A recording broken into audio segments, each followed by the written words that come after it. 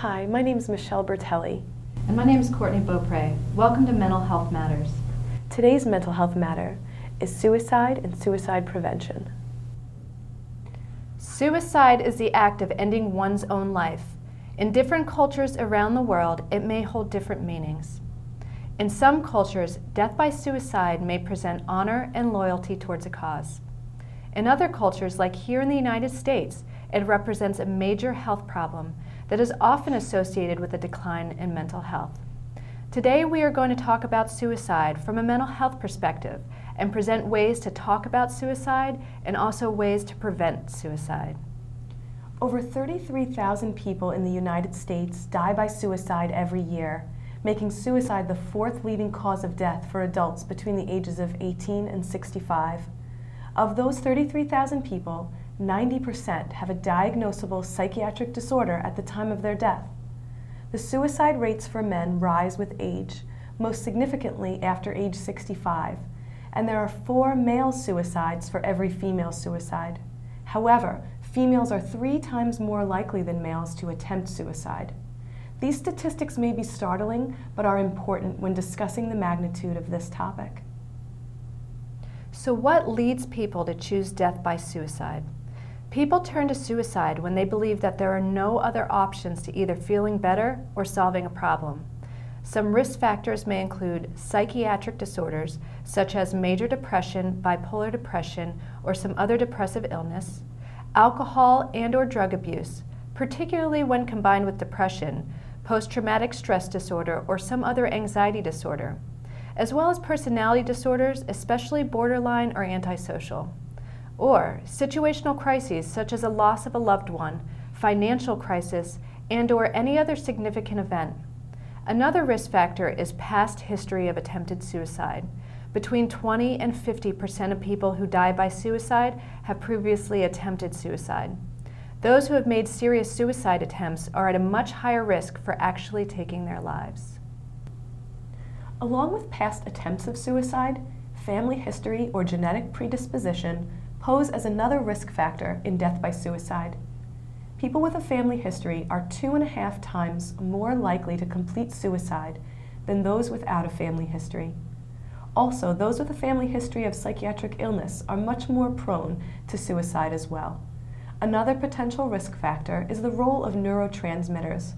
A clear relationship has been demonstrated between low concentrations of the serotonin metabolite 5-hydroxyindoleactic acid, or 5-HIAA, located in cerebral spinal fluid, and an increased incidence of attempted and completed suicide in psychiatric patients. Lastly, as Michelle mentioned earlier, demographics such as age and gender pose as a risk for suicide. Men, especially over the age of 65, are at the highest risk for the completion of suicide. There is much speculation as to why men and the aging population are more at risk. Some people speculate that older people suffer more from the loss of loved ones and friends, feelings of isolation, feelings of being overly dependent on others, as well as depression, physical pain and illness, living alone, and feelings of hopelessness and guilt. These aging concerns may propel people to want to end their lives. As for men, it is proposed that fears of mental health stigma in the community, lack of support to seek therapy from family and friends, often prevent men from accessing treatment. In one study on men and mental health treatment, only 30% of 746 referrals to psychologists were for men. General practitioners say this is because men are less likely to visit their doctor, and even when they do, are less likely to talk about psychological problems because of mental health stigma. However, the men who did receive psychological treatment found it very beneficial, suggesting that more discussion and information about mental health services may increase men's willingness to seek help. Once again, these ideas on why men over the age of 65 are more likely to complete suicide are only speculation, and each individual's situation varies as to why they may turn to suicide. There are numerous warning signs that may alert you to someone who is considering suicide. These warning signs include observable signs of serious depression, unrelenting low mood, pessimism, hopelessness, desperation, anxiety, psychic pain, and inner tension, withdrawal, sleep problems, increased alcohol and or other drug use, recent impulsiveness and taking unnecessary risks, threatening suicide or expressing a strong wish to die, making a plan, giving away prized possessions, sudden or impulsive purchase of a firearm, obtaining other means of killing oneself, such as poisons or medications, unexpected rage or anger. The emotional crises that usually precede suicide are often recognizable and treatable. Although most depressed people are not suicidal, most suicidal people are depressed. Serious depression can be manifested in obvious sadness, but often it is rather expressed as a loss of pleasure or withdrawal from activities that had been enjoyable. One can help prevent suicide through early recognition and treatment of depression and other psychiatric illnesses. So what are the signs of a crisis?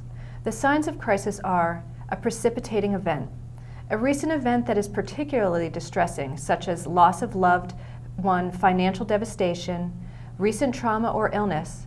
Sometimes the individual's own behavior precipitates the event. For example, a man's abusive behavior while drinking causes his wife to leave him. Intense affective state in addition to depression. Desperation, which is anguish plus urgency regarding the need for relief. Rage, psychic pain or inner tension, anxiety, guilt, hopelessness, and acute sense of abandonment. Changes in behavior or speech that suggests a sense of hopelessness and despair. Be alert to such statements as, "My family would be better off without me." Sometimes those contemplating suicide talk as if they are saying goodbye or going away.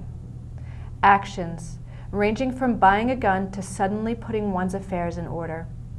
Deterioration in functioning, at work or socially, increasing use of alcohol, other self-destructive behaviors, loss of control, rage, and explosive behavior. I invited a guest here today to speak about some of her work with suicide prevention and training. Ellen Pendegar is the CEO of MHA, the Mental Health Association in Ulster County.